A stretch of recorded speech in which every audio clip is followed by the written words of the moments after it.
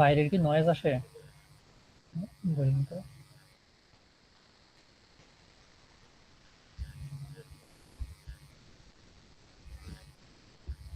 Screen দেখা যায়?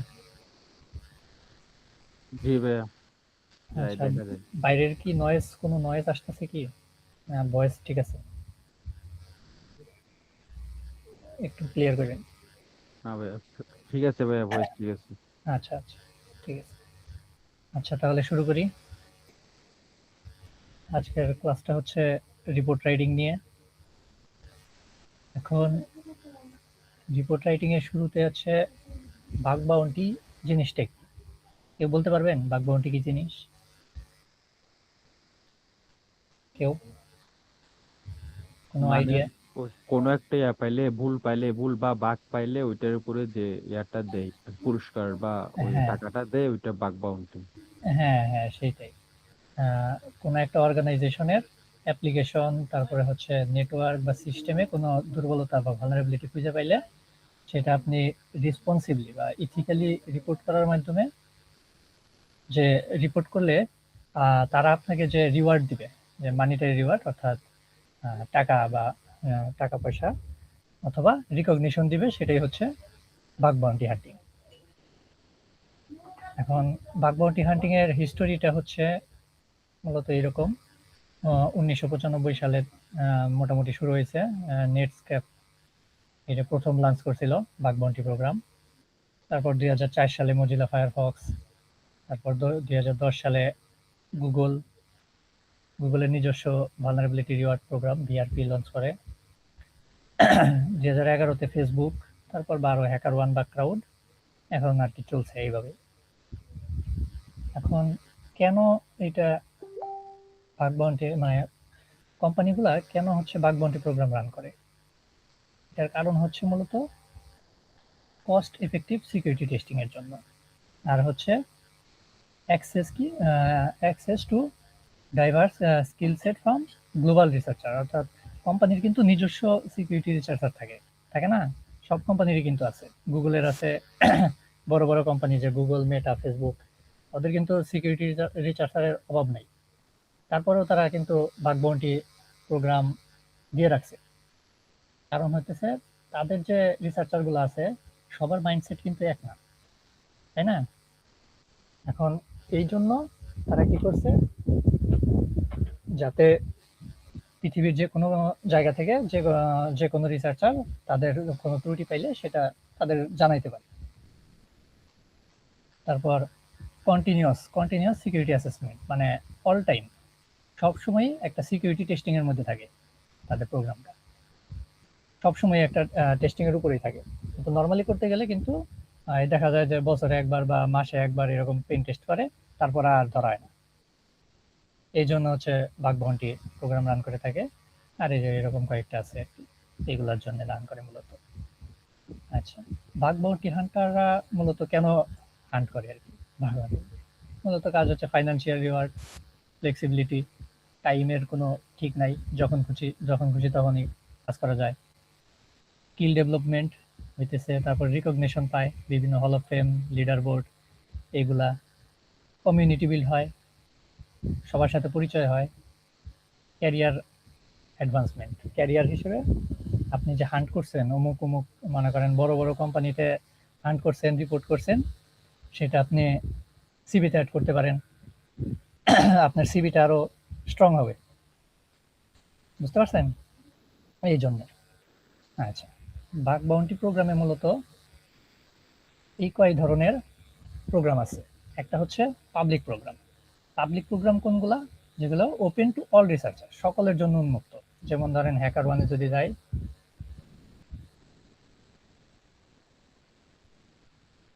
Hacker ওয়ানে গেলে দেখবেন যে যত প্রোগ্রাম আছে এইগুলা সবগুলো হচ্ছে পাবলিক প্রোগ্রাম। এই যে সামনে যতগুলো আছে এগুলো সব পাবলিক প্রোগ্রাম, যে কেউ অ্যাক্সেস করতে পারবো, যে কেউ রিপোর্ট করতে পারবে। এখন হচ্ছে প্রাইভেট প্রোগ্রাম। প্রাইভেট প্রোগ্রাম কোনগুলা? যেগুলা আপনাকে আহ, আপনি যখন রিপোর্ট করবেন তখন হচ্ছে প্রতিটা রিপোর্টের ভিত্তিতে আপনাকে একটা রেপুটেশন পয়েন্ট দিবে প্রোগ্রামগুলা। Hacker one, Bakra, OTS, hack সবাই দেয়। এই রেপুটেশন পয়েন্টের ভিত্তিতে পরবর্তীতে কোনো কোম্পানি আপনাকে হচ্ছে প্রাইভেট প্রোগ্রাম হিসেবে চুজ করবে, আপনাকে প্রাইভেট ইনভিটেশন পাঠাবে, আপনি সে এখানে প্রাইভেটলি হান্ট করতে পারেন, এটা পাবলিক থাকবে না। এটা হচ্ছে প্রাইভেট। তারপরে সেলফ হোস্টেড যেগুলো, সেগুলো হচ্ছে কোনো ওই যে হ্যাকার ওয়ান বা ক্রাউড এইরকম কোনো প্রোগ্রামের ভিত্তিতে না। যেমন ধরেন অ্যাপল সিকিউরিটি, অ্যাপলের সেলফ হোস্টেড, গুগলের আছে যেমন গুগল ভিআরপি লিখে সার্চ দিলে এই যে গুগল বাগ হান্টার, এই যেটা, এটা গুগলের প্রোগ্রাম। মাইক্রোসফটের আছে আলফাস ভাই কিছুদিন আগে সিভি পাইছে মাইক্রোসফটে রিপোর্ট করে, ওটা হচ্ছে সেলফ হোস্টেড। এগুলা কারো আন্ডারে না, এরা নিজেরাই নিজেদের সব কাজগুলা করে আর কি।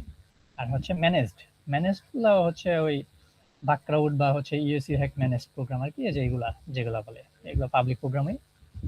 এই সবগুলো মূলত ওই ম্যানেজড আন্ডারে আর কি, মানে হ্যাকার ওয়ানের ম্যানেজ করা। এখন ওইগুলো কিভাবে কাজ করে, ম্যানেজ করে, এটা একটু পরে বুঝতে পারবেন। আর ভিডিপি হচ্ছে ভালনারেবিলিটি ডিসক্লোজার প্রোগ্রাম, অর্থাৎ এটার কোনো মানিটারি রিওয়ার্ড নাই, অর্থাৎ টাকা পয়সা কিছু দিবে না। কিন্তু অনেক প্রোগ্রাম হচ্ছে কি বলে সোয়াগ দেয়, বিভিন্ন ধরনের সোয়াগ, যেমন ওই নাসা যেমন হলোফ্রেম দেয়, তারপরে সনি হচ্ছে টি শার্ট দেয় এরকম। আবার অনেক প্রোগ্রাম আছে কিছুই দেয় না, জাস্ট আপনাকে পয়েন্ট দিবে, রিপোর্ট করছেন, রিপোর্টের ভিত্তিতে যে হ্যাকার ওয়ানের যে পয়েন্টগুলো দেয় জাস্ট ওই পয়েন্টগুলো দিবে এরকম, টাকা পয়সা দিবে না। এটা হচ্ছে ভিডিপি। আচ্ছা, আর্নিং এর দিকে আগেই না যাই, এটা দেখলে এমনি আগে থেকে মাথা নষ্ট হয়ে যাবে। আচ্ছা, এরপর আছে মাইন্ডসেটটা হচ্ছে কি করলে আপনি হচ্ছে সাকসেসফুলি বাগ হান্টার হইতে পারবেন। আপনার পারসিস্টেন্স দরকার,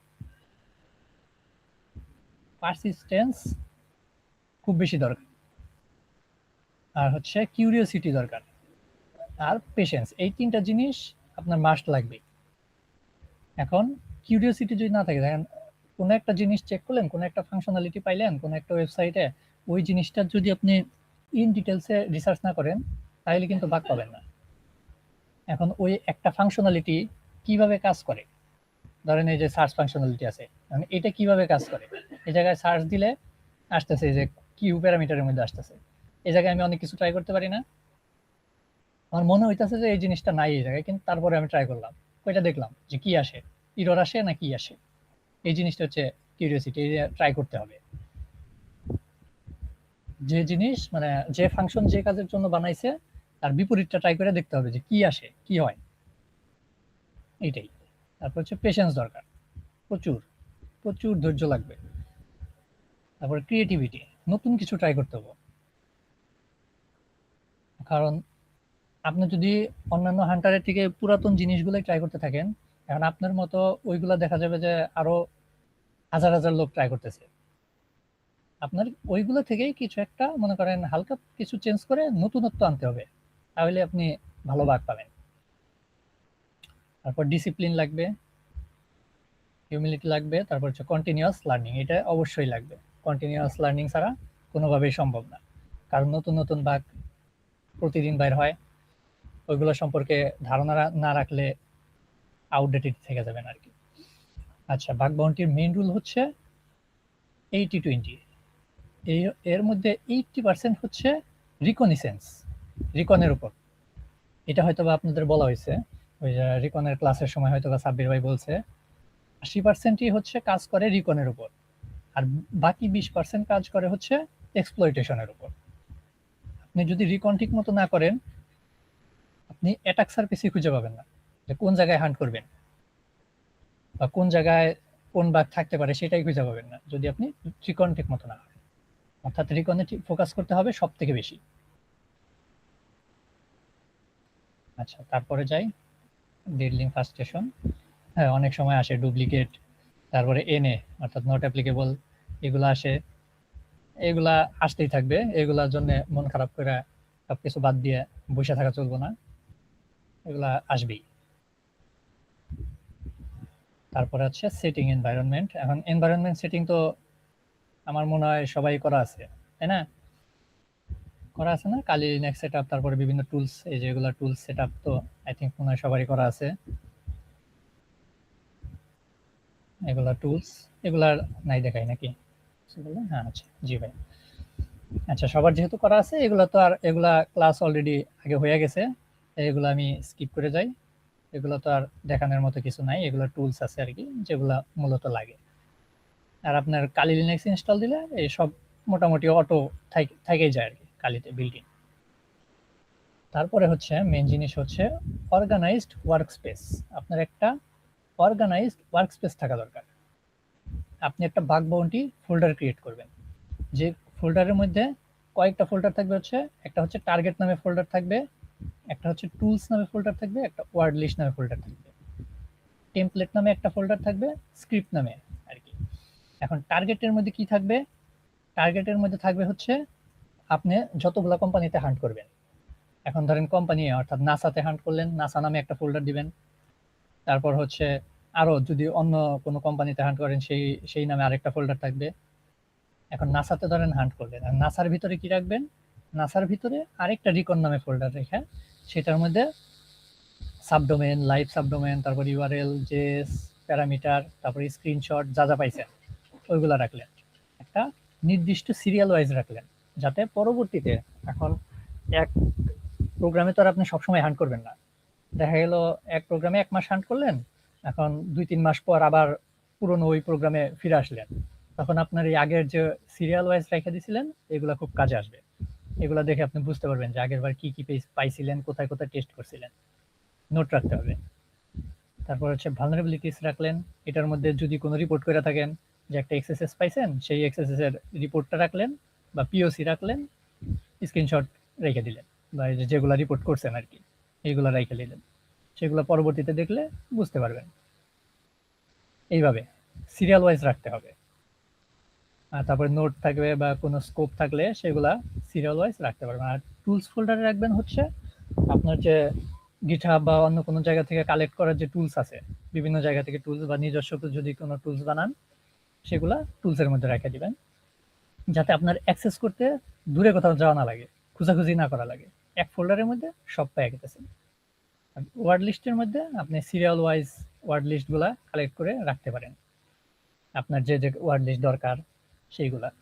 তারপর টেমপ্লেটের মধ্যে বিভিন্ন ধরনের রিপোর্ট টেমপ্লেট রাখতে পারেন, যেমন ধরেন এক্সএসএস ভালনারেবিলিটির জন্য সব রিপোর্টই কিন্তু মোটামুটি এক ধরনের হয় আর কি, জাস্ট ইউআরএল প্যারামিটার এগুলো চেঞ্জ হয়, মোটামুটি সিস্টেম একটাই আর কি।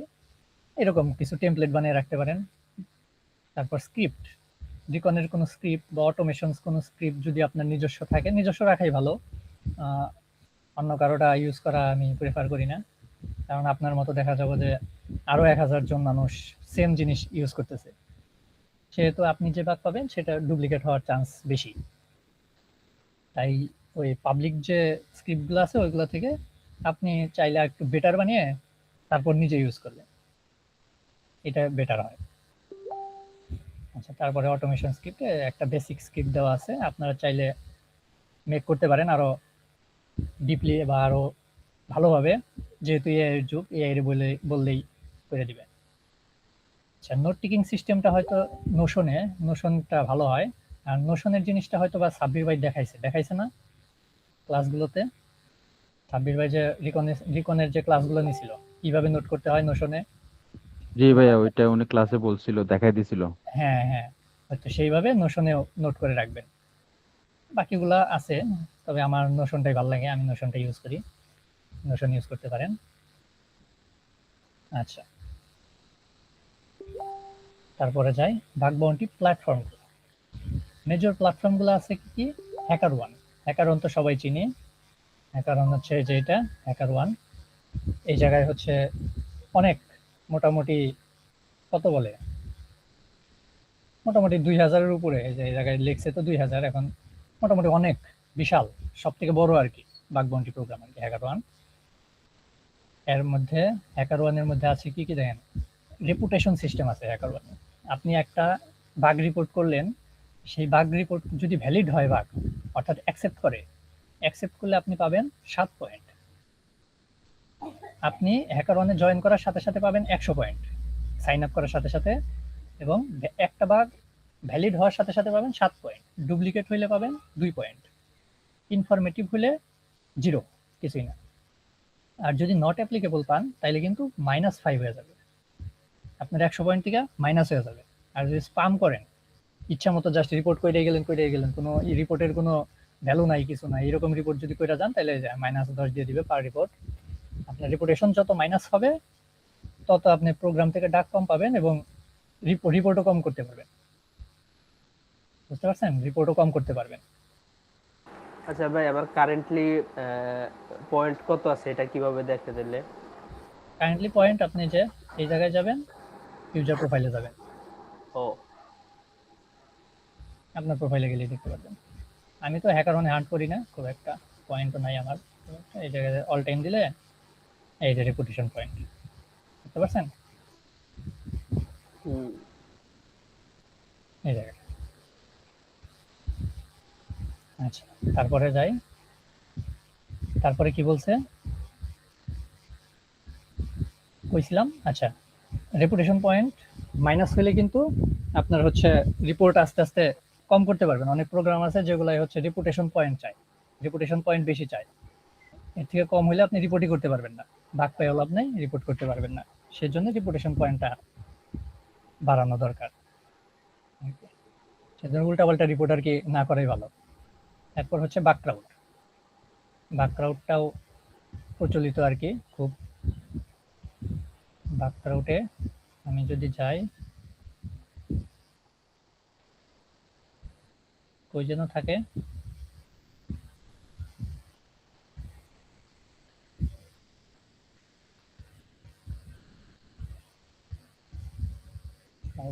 হ্যাঁ পাইছি।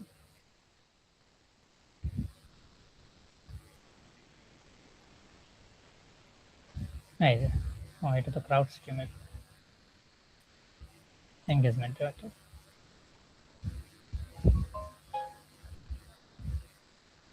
এই যে দেখেন অনেকগুলো প্রোগ্রাম আছে, চ্যাট জিপিটি আছে দেখছেন, ওপেন এআই, তারপরে এই যে অনেক অনেক প্রোগ্রাম আছে। এগুলো থেকে এই যে যেগুলো ডলার পড়তেছে এগুলো তো বাগ বাউন্টি প্রোগ্রাম। আপনি চাইলে ভিডিপি দিয়ে স্টার্ট করতে পারেন। এই যে ভালনারেবিলিটি, এগুলা ডিসক্লোজার প্রোগ্রাম, এগুলো হচ্ছে টাকা দিবে না। তবে আমার আমার মতে শুরুটা করা ভালো হচ্ছে ভিডিপি দিয়ে, কারণ ভিডিপিতে যারা স্কিলড আছে তারা কিন্তু ভিডিপিতে একটু কম হান্ট করে আর কি, একটু কম্পিটিশন কম, খুব বেশি কম তো তা না, কিন্তু একটু কম্পিটিশন কম। এই জায়গায় আপনার বাগ পাওয়ার চান্স বেশি। আর যখন আপনি ভিডিপিতে দুই একটা বাগ পাবেন বা 4-5টা বাগ পাবেন, তখন আপনার একটা আইডিয়া হবে যে বাগ বাউন্টি কিভাবে করতে হয়। বুঝতে পারছেন? কারণ আপনাকে যখনই এই যে ধরুন বিভিন্ন জায়গায় ক্লাস করতেছেন বা ল্যাব সলভ করতেছেন, এইগুলোর সাথে কিন্তু বাগ বাউন্টির যে মেইন যে প্রোডাকশন ওয়েবসাইটের যে হান্ট করা, এইটা কিন্তু ডিফারেন্স আছে। যেমন আপনি ছোটবেলা থেকে লেখাপড়া করতেছেন এক জিনিস, বড় হয়ে চাকরি করতেছেন আরেক জিনিস। বুঝতে পারছেন? চাকরির সাথে কিন্তু লেখাপড়ার ওই রকম কোনো মিল পাওয়া যায় কি? মিলে না কিন্তু জিনিসটা। সেটাই যখন আপনি একটু হান্ট করবেন, ভিডিপিতে হান্ট করলে তখনই আপনি বুঝতে পারবেন যে জিনিসটা কিভাবে কাজ করে, আপনার একটা আইডিয়া হবে, তখন আপনি বাগ বাউন্টিতে সুইচ করতে পারবেন।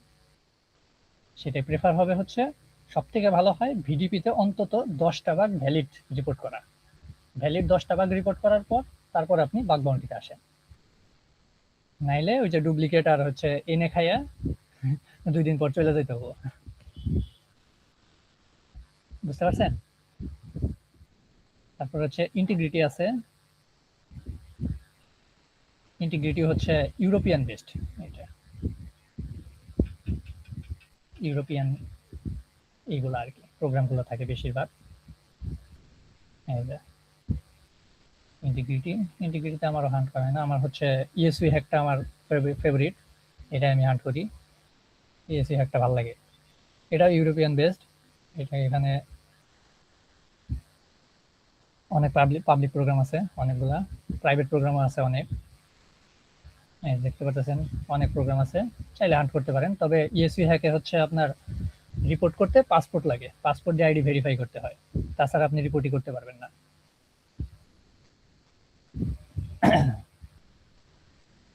এখন হচ্ছে ওপেন বাগ বাউন্টি একটা আছে। এই ওপেন বাগ বাউন্টিটা হচ্ছে নন প্রফিট অর্গানাইজেশন। এটা মূলত এই জায়গায় আপনি যদি কোনো রিপোর্ট করেন, এটা আপনি কিছু পাবেন কিনা এর কোনো আশা রাখা যাবে না। এখন এই জায়গা থেকে আপনি টাকা পাইতেও পারেন, নাও পাইতে পারেন, এইরকম। এদের কোনো প্রফিটেবল কিছু নাই। এরা এই যে বিভিন্ন ধরনের প্রোগ্রাম আছে, এরা আপনি কোনোটাই রিপোর্ট করলে তারা কি করবে, এই ওপেন বাগ বাউন্টির যে টিম আছে তারা হচ্ছে এই প্রোগ্রামের সিকিউরিটি টিমের সাথে কথা বলবে, মানে আপনার সাথে কানেক্ট করে দিবে আর কি সিকিউরিটি টিমের সাথে। এখন ওই কোম্পানি যদি ইচ্ছা করে আপনাকে কিছু দিবে, তাহলে দিবে, নাইলে নাই। এই জায়গায় ওইভাবে দেখতে পারবেন না যে অমুকে, মানে রেঞ্জ আছে না যে অন্যগুলা যে দেখা যায় যে এত ডলার থেকে এত ডলার পর্যন্ত রিপোর্ট করলে, এই জায়গায় এরকম কিছু নাই। যেমন এই যে এটা দেখতে পাচ্ছেন 250 থেকে 7500 পর্যন্ত দিবে ওপেন এআই, কিন্তু এই জায়গায় এরকম কিছু নাই। এটা হচ্ছে ওপেন সোর্স আর কি, ওপেন সোর্স হিসেবে ধরা চলে, সবার জন্য উন্মুক্ত। তবে ফ্রি হিসেবে আপনি যখন বিগিনার হিসেবে আপনি এটা ট্রাই করতে পারেন এখান থেকে টার্গেট নিয়ে। তারপর হচ্ছে সেলফ হোস্টেড প্রোগ্রাম, একটু আগে বললাম এই যে গুগলের প্রোগ্রাম আছে, অ্যাপলের প্রোগ্রাম, মাইক্রোসফটের প্রোগ্রাম, গিটহাবের প্রোগ্রাম, ফেসবুক মেটার প্রোগ্রাম আর কি। এগুলো হচ্ছে সেলফ হোস্টেড, এরা নিজেরাই নিজেদের প্রোগ্রাম হোস্ট করে আর কি। এরা কোনো এই যে ইএসইউ হ্যাক এদের আন্ডারে না। এরকম অনেক আছে, সেলফ হোস্টেড প্রোগ্রামের অভাব নেই, অনেক আছে, সার্চ দিলেই পেয়ে যাবেন গুগলে। এখন নতুন হিসেবে কি কি করা দরকার, নতুন হিসেবে কেমন টার্গেট আপনি চুজ করবেন সেটাও তো জানা দরকার, তাই না? নতুন হিসেবে সব থেকে ভালো হয় হচ্ছে লার্জ, মানে সব থেকে বড় স্কোপ গুলোর টার্গেট নেওয়া, টার্গেট হিসেবে নেওয়া, চুজ করা। যেমন ধরেন ওয়াইল্ড কার্ড আছে এমন কোনো ডোমেন, বড় ডোমেন, দেখেন ওয়াইল্ড কার্ড আছে এমন একটা ডোমেন নিলেন যেটা সাব ডোমেন আছে মাত্র 10-15টা, এরকম না কিন্তু। এরকম একটা নেবেন যেটা অনেক বড় বড় স্কোপ। যেমন ধরেন এই যে ইউসি হ্যাকে যদি আমি যাই, এই প্রোগ্রামে যদি স্কোপে যাই, এই দেখেন স্কোপে কি কি আছে। এইটা আছে ওয়াইল্ড কার্ড, এইটাও আছে ওয়াইল্ড কার্ড, এটাও আছে ওয়াইল্ড কার্ড, এইগুলো আছে ওয়াইল্ড কার্ড। অর্থাৎ এইগুলার যত সাবডোমেন আছে সবগুলোই আমি হান্ট করতে পারি, এবং সবগুলার রিপোর্টই তারা কি করবে, অ্যাকসেপ্ট করবে, যদি ওইরকম রিপোর্ট হয় আর কি, সবগুলা থেকে রিপোর্ট করা যাবে। তার মানে এটা একটা বড় প্রোগ্রাম, এরকম চুজ করতে পারেন। তবে ভিডিপি, প্রথমে বলবো ভিডিপি গুলো চুজ করতে, তারপর হচ্ছে বাগ বাউন্টিতে আসতে। তারপর program with many resolve report, এটা খুব একটা ইম্পর্টেন্ট না, যেহেতু বড় টার্গেট সেহেতু রিপোর্ট থাকবেই রিসলভ, কিন্তু সব জায়গায় সব প্রোগ্রামে আপনি দেখতে পারবেন না যে কতগুলা রিপোর্ট রিসলভ হয়েছে বা সলভ হয়েছে। তারপর ফার্স্ট রেসপন্সটা দেখতে হবে, যে এটা রেসপন্স যদি আমি দেখি যে রেসপন্স কিরকম, দেখেন ফার্স্ট রেসপন্স কি আছে, লেস দেন 1 ডে, একদিনের কম সময় ফার্স্ট রেসপন্স দিবে, এটা তার মানে ভালো আছে আর কি। এরকম যদি আমি দেখি এই জায়গায় হ্যাকার ওয়ানে যদি দেখি,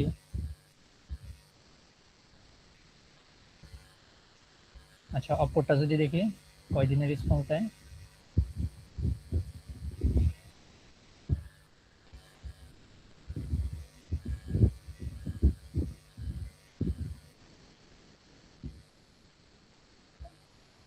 অপর রেসপন্স দেয় হচ্ছে কই গেল, লাস্ট রিসলভ রিপোর্ট হচ্ছে 7 দিন আগে হচ্ছে একটা রিপোর্ট রিসলভ করছে, রেসপন্স টাইম দেওয়া নাই। আচ্ছা এই যে রেসপন্স এফিসিয়েন্সি 90%, 99%, 99%, অর্থাৎ রেসপন্স রেট ভালো। এটা হচ্ছে রেটিং এর উপরে ডিপেন্ড করে, এটা রেটিং দেয় ওই রেসপন্স হিসেবে হ্যাকার ওয়ানের নিজস্ব ইয়ে থেকে। তার মানে এটা ভালো আছে, এই জায়গায় চুজ করা যায়, রেসপন্স রেট ভালো আছে, তাড়াতাড়ি আপনাকে রিপ্লাই দিবে। এখন ধরেন এমন একটা প্রোগ্রাম চুজ করলেন, আপনাকে রিপোর্ট করে রাখলেন, দেখেন 4 মাস 5 মাস 6 মাস হয়ে গেছে, এর কোনো রিপোর্টের কোনো ফিডব্যাক নাই। আপনি রিপোর্ট করছেন তো করছেনই, তারা আর কোনো এটার ভ্যালুই দিতেছে না, এরকম প্রোগ্রাম তো চুজ করে লাভ নেই, তাই না? যেমন আমি প্রথম যে বাগ পাইছিলাম সেটার ট্রিয়াজ হয়েছিল 6 মাস পরে, বুঝতে পারছেন, ভিডিপিতে 6 মাস পর, এখনো এটা রিসলভ হয় নাই, এমনি পড়ে রয়েছে। এই হ্যাকার ওয়ানের একটা প্রোগ্রাম, এখন ওইটা পড়েই আছে, এখনো রিসলভ হয় নাই, 1.5 বছর হয়ে গেছে হয়তো। তারপর হচ্ছে কি হচ্ছে ভিডিপি প্রোগ্রামগুলো আছে লেস কম্পিটিটিভ।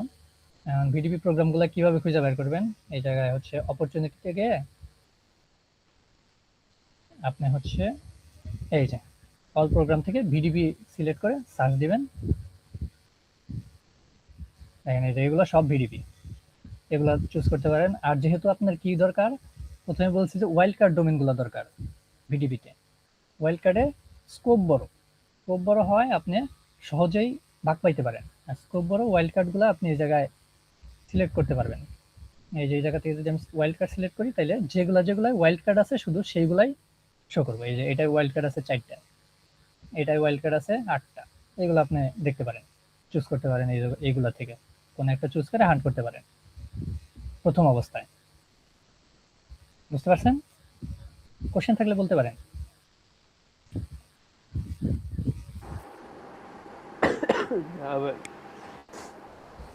আচ্ছা, তারপর হচ্ছে নিউ প্রোগ্রাম।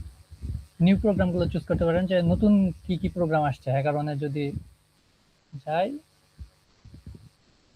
কোথায় যেন থাকে ডাইরেক্ট, হ্যাঁ এই যে এগুলো হচ্ছে প্রোগ্রাম আপডেট হয়েছে। দেখেন 5 তারিখে আপডেট হয়েছে। 5 তারিখ না, তো 5 মাস আর কি। 5 মাস তো এই মাসই, তাই না? মে মাস আর কি, এই মাসে আপডেট হয়েছে। এটাও 5 মাস, মে মাসে আপডেট হয়েছে। এরকম অ্যানথোপিক, যে অ্যানথোপিক কিন্তু ক্লড নতুন আসছে। এটা আগে প্রাইভেট প্রোগ্রাম ছিল, নতুন পাবলিক করে দিয়েছে এখন আর কি। ক্লড এআই এর যে প্রোগ্রামটা, এটা নতুন। এগুলো নতুন প্রোগ্রামগুলো এই জায়গায় দেখে দেখে যখনই মানে লঞ্চ হওয়ার সাথে সাথে টার্গেট করতে পারেন। এগুলোই আর কি মূলত বিগিনারদের জন্য। তারপর ইন্টারমিডিয়েটের জন্য আপনি যখন 4-5টা রিপোর্ট করবেন, অনেকগুলো রিপোর্ট করবেন, তখন আপনার রেপুটেশন পয়েন্ট বাড়লে প্রাইভেট প্রোগ্রাম থেকে ইনভিটেশন পাবেন, তখন আপনি প্রাইভেট প্রোগ্রামে ভালোভাবে হান্ট করতে পারেন আর কি। ওই জায়গায় কম্পিটিশন কম পাবলিকের তুলনায়। তারপরে হচ্ছে আন্ডারস্ট্যান্ড স্কোপ। স্কোপটা ভালোভাবে দেখতে হবে আপনার। মূলত স্কোপে কি বলছে, কোন কোন জিনিস স্কোপে আছে, কোন কোন জিনিস আউট অফ স্কোপে আছে, সেই জিনিস আপনাকে বুঝতে হবে। যেমন ধরেন এটাই যদি যাই, দেন এই জায়গায় স্কোপে কি কি আছে, এইগুলো আছে।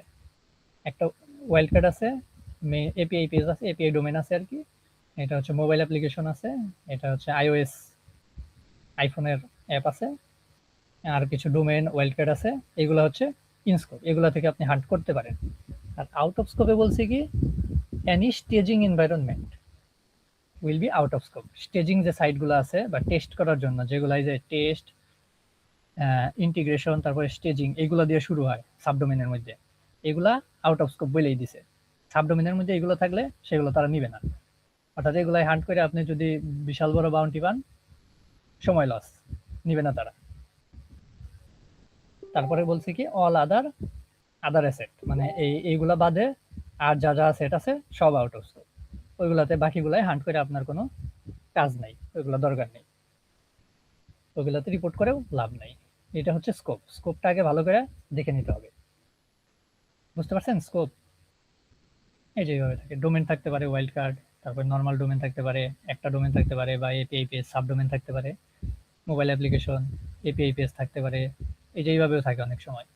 অর্থাৎ এই সাব ডোমেনের এই ভি ওয়ান এর পরে যত ইন পয়েন্ট আছে সবগুলা ইন স্কোপ। আবার ভি2 গুলা কিন্তু নিবে না, তারা নাও নিতে পারে, অনেক ক্ষেত্রে নেয়, তবে বেশিরভাগ ক্ষেত্রে আবার নাও নিতে পারে। এরকম আইপি রেঞ্জ থাকতে পারে, সোর্স কোড থাকতে পারে, বা আদার আইওটি ডিভাইস বা এগুলো থাকতে পারে। বুঝতে পারছেন? এরকম থাকে। তারপর হচ্ছে out of scope. Out of scope তো বুঝাইলামই, যে আউট অফ স্কোপে কি কি থাকে। এই যে তারা বলেই দিবে যে আউট অফ স্কোপে কি কি আছে। যেমন এই জায়গা থেকে যদি কাজ করেন,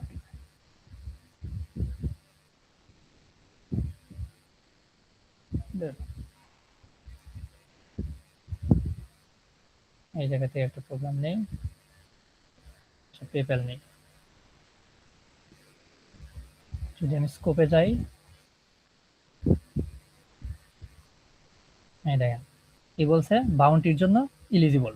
অর্থাৎ এই যে এই ডোমেনটা বাউন্টির জন্য ইলিজিবল আছে। এটা কি ইন স্কোপ অ্যাসেট, কিন্তু ইন স্কোপ। এই যে এই জিনিসটা আইওএস অ্যাপটা কিন্তু ইন স্কোপে আছে। অর্থাৎ আপনি রিপোর্ট করতে পারবেন, রিপোর্ট তারা অ্যাকসেপ্টও করবে, কিন্তু বাউন্টি দিবে না, বাউন্টির জন্য ইনএলিজিবল। বুঝতে পারছেন? এইগুলো ইনস্কোপ আছে, এই যে এগুলা সবগুলো ইনস্কোপ আছে, অনেক ডোমেইন ইনস্কোপ। এই যে এগুলো হচ্ছে out of scope iOS app. এই যে কতগুলো আইওএস অ্যাপ আছে, বা এই যে PayPal.cn এর যে সাবডোমেন গুলো আছে, সব সাবডোমেন গুলা আউট অফ স্কোপ দিয়ে রাখছে। অর্থাৎ এগুলাই রিপোর্ট করলে আপনার report direct out of scope বা ওই যে NA নট অ্যাপ্লিকেবল দিয়ে দিবে, আর আপনার পয়েন্ট মাইনাস খাবেন। সেই জন্য স্কোপটা আগে ভালো মতো দেখে শুনে তারপর টার্গেট চুজ করা দরকার। তারপর হচ্ছে বাগ বাউন্টি পলিসি। পলিসিতে কি কি আছে? পলিসিটা হচ্ছে মেইন জিনিস। অনেকে দেখা যায় যে পলিসি না পড়ে ডাইরেক্ট হান্ট করা শুরু করে দেয়, ওই যে শেষে যায় নট অ্যাপ্লিকেবল খায়, আর পয়েন্ট মাইনাস। নট অ্যাপ্লিকেবল মানে পয়েন্ট মাইনাস যাবে আর কি। এখন এইগুলা কিভাবে পড়বেন? এই দেখেন সবগুলার প্রথম প্রথম দিকে উপরে পলিসি দেওয়া আছে। এই যে তাদের প্রোগ্রাম সম্পর্কে বলা আছে যে তাদের প্রোগ্রামটা মূলত কি, কিসের প্রোগ্রাম। প্রোগ্রামে যে এগুলো আপনি টেস্ট করতে পারবেন না, এগুলো টেস্ট করা যাবে না। Denial of DoS, denial of service এগুলা। তারপরে হচ্ছে অটোমেটেড স্ক্যানার দিয়ে হ্যাভি অ্যামাউন্টের ট্রাফিক দিতে পারবেন না, এই জায়গায় জেনারেট করতে পারবেন না, লিক করতে পারবেন না কিছু, এগুলো পড়ে নিতে হবে। তারপর হচ্ছে রিওয়ার্ডের অ্যামাউন্ট, তাদের পলিসি আছে, এগুলো পলিসি পড়ে তারপর হচ্ছে হান্ট করা দরকার। বুঝতে পারছেন? তারপর ইনস্কোপে কি কি আছে, আউট অফ স্কোপে কি কি আছে। ইনস্কোপ ভালনারেবিলিটি, অর্থাৎ কোন কোন ভালনারেবিলিটি তারা নিবে, অ্যাকসেপ্ট করবে। যেমন এই যে জায়গায় আছে কোয়ালিফাইড ভালনারেবিলিটি, তার মধ্যে আছে কি SQL, XSS, তারপরে RC, IDOR, এগুলো হচ্ছে তারা নিবে, এই যে এই পর্যন্ত তারা নিবে। আবার নন কোয়ালিফাইড আছে কি কি, এগুলা কিন্তু নিবে না তারা, এগুলা তারা রিপোর্ট করলেও নিবে না। অর্থাৎ আপনি এগুলোর মধ্যে থেকে কোনো বাগ পাইলে তাদের রিপোর্ট করেও লাভ নেই। সেই জন্য আগে থেকে পড়ে তারপর হচ্ছে হান্ট করা উচিত। তারপর রিওয়ার্ড টেবিল, রিওয়ার্ড টেবিলটা দেখতে পারেন যে রিওয়ার্ড টেবিল কত কিরকম কি রিওয়ার্ড দেয়। যে রিওয়ার্ড টেবিল আছে এই যে জায়গায়, লো সেভারিটির জন্য 100, তারপরে 800, এটা এত এত দিবে সবার ক্ষেত্রে। পেপ্যালেটের জন্য কোথায় ওপেন করলাম,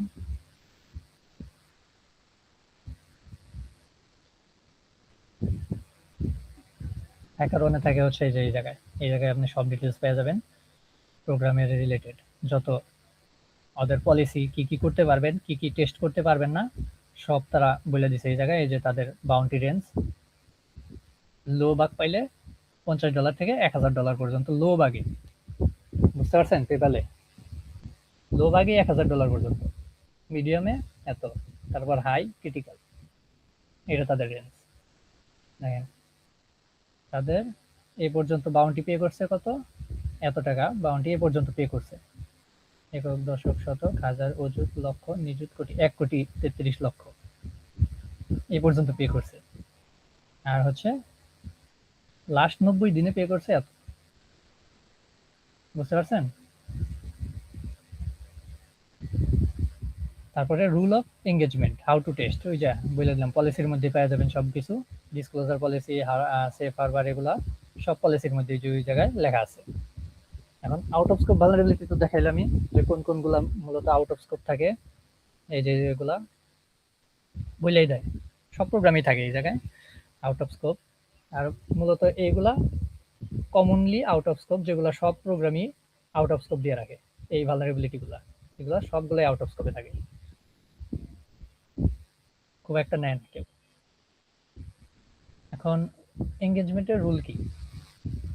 আপনার রুল হচ্ছে অনলি অ্যাসেট যেগুলো স্কোপে আছে সেগুলোতে টেস্ট করা। বুঝতে পারছেন? আউট অফ স্কোপ জিনিস টেস্ট করলেও লাভ নাই। এইগুলো আপনি টেস্ট করতে পারবেন, আর এইগুলা করতে পারবেন না, এগুলো আপনারা পড়ে নিতে পারেন, নাহলে অনেক বড় জিনিস তো শেষ হবে না। আচ্ছা, এক্সাম্পল স্কোপ দেখেন, ইনস্কোপে যেগুলো আছে এরকম ইনস্কোপে থাকবে, ইনস্কোপগুলো আছে।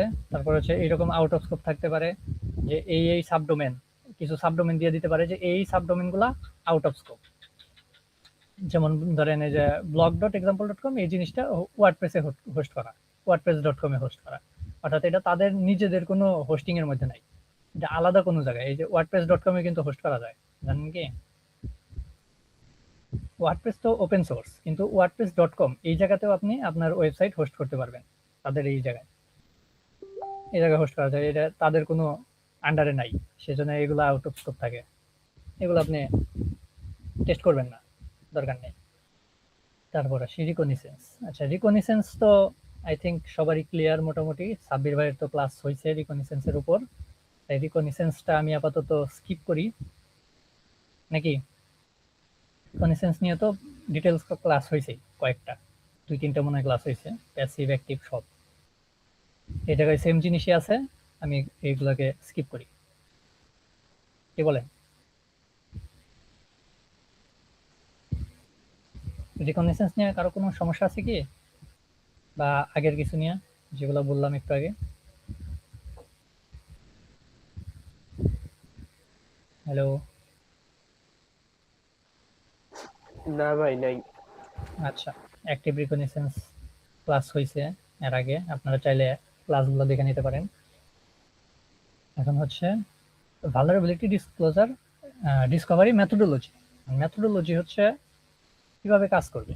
হ্যাঁ, প্রথমে রিকগনিসেন্সটাই হচ্ছে মেন জিনিস। সাবডোমেন ইনুমারেশন করবেন, কন্টেন্ট ডিসকভারি, টেকনোলজি, আইডেন্টিফাই, তারপরে অ্যাটাক সারফেস ম্যাপিং। এইগুলো আপনার রিকগনিসেন্স ক্লাসে সবগুলো দেখানো হয়েছে, সেই হিসেবে সবগুলা বের করার ট্রাই করবেন। যতটুকু সম্ভব ইনফরমেশন আপনি কালেক্ট করতে পারেন সব কালেক্ট করার চেষ্টা করবেন। তারপর কি করবেন, ম্যাপ ম্যাপ দা অ্যাপ্লিকেশন, অর্থাৎ অ্যাপ্লিকেশনটারে ম্যাপ করা, কোথায় কি ফাংশনালিটি আছে, কোন কোন জায়গায় কি কি ফাংশনালিটি আছে, তারপর কোন কোন রোলের কি কি পারমিশন আছে। অর্থাৎ মেম্বার রোল অমুক জিনিস করতে পারবে, কিন্তু অ্যাডমিন রোল দিয়ে ধরে অ্যাডমিন রোল দিয়ে একটা জিনিস করতে পারবে, মেম্বার রোল দিয়ে ওই জিনিসটা করতে পারবে না। এই জিনিসগুলো নোটিস করা, ম্যাপ করা, তারপরে আইডেন্টিফাই করা। সবগুলো আইডেন্টিফাই, এই জায়গায় কিন্তু এক্সপ্লয়েটের কিছু বলা হয় না। জাস্ট আগে প্রথমে কি করবেন, আইডেন্টিফাই করবেন যে কোথায় কি কি কাজ করতেছে। এক্সপ্লয়েট পরের জিনিস। তারপরে হচ্ছে ম্যাপ, ডাটা ফ্লো, ডাটাগুলা কিভাবে যাইতেছে, তারপরে আইডেন্টিফাই করা, অথেন্টিকেশন মেকানিজমগুলা কিভাবে কাজ করতেছে। তারপর আপনি যখন এগুলো সম্পর্কে একটা ধারণা হবে ওই ওয়েবসাইটের, তারপর আপনি হচ্ছে টেস্ট করতে পারেন, যে অথেন্টিকেশন টেস্টিং করতে পারেন, অথরাইজেশনের বিভিন্ন আইডোর, বিভিন্ন এসকেলেশন, এগুলো ট্রাই করতে পারেন। আগে কিন্তু আপনাকে ওই ওয়েবসাইট সম্পর্কে ধারণা নিতে হবে, ধারণা না থাকলে কিন্তু আপনি এগুলো টেস্ট করতে পারবেন না। তারপর ইনপুট ভ্যালিডেশন টেস্ট করতে পারেন, যে জায়গায় যে জিনিস হয় আর কি। এক্সএসএস এর জায়গায় এক্সএসএস ট্রাই দিবেন, এসকিউএল ট্রাই দিবেন, বিজনেস লজিকের জায়গায় এগুলো ট্রাই দিবেন, এপিআই টেস্ট, ফাইল আপলোডের অপশন থাকলে সেখানে ফাইল আপলোড টেস্ট দিবেন।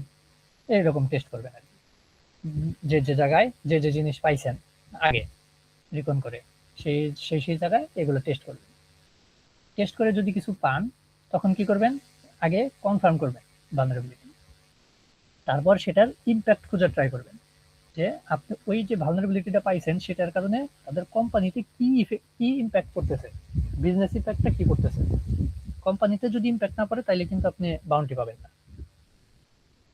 আপনার এমন ভাবে ভালনারেবিলিটি গুলোকে চেঞ্জ করতে হবে অথবা রিপোর্ট করতে হবে যাতে তাদের কোম্পানিটা ইম্প্যাক্ট হয়। এইভাবে তাদের বুঝাইতে হবে যে আপনার এই কোম্পানিতে এই লস হবে এইটার কারণে।